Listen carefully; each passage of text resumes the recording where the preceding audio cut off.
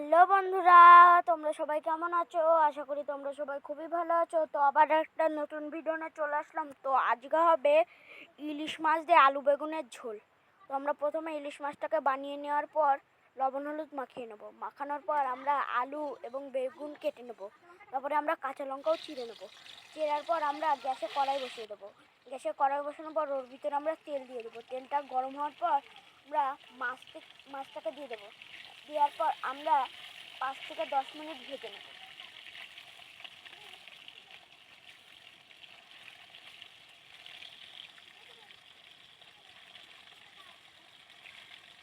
আমরা 5 থেকে 10 মিনিট ভাজার পর মাছটাকে তুলে নেব।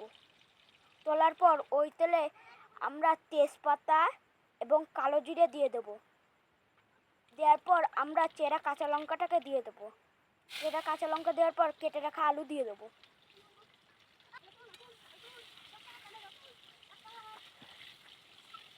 কেটে রাখা আলু দেওয়ার পর আমরা কেটে রাখা বেগুনটাও দিয়ে দেবো। নিয়ে আমরা কিছুক্ষণ নাড়িয়ে পরিমাণ মতন লবণ দিয়ে নেব। নিয়ে আমরা 1 চামচ হলুদ দিয়ে দেবো। নিয়ে আমরা নাড়িয়ে নেব।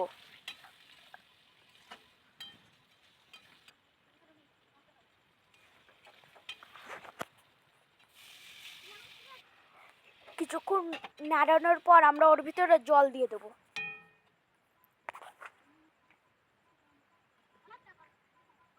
জল দেওয়ার পর আমরা ভাজা মাছটাকে দিয়ে দেবো।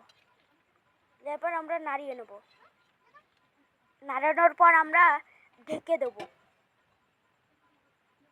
ঢেকে দেওয়ার পর আমরা তুলে নেব।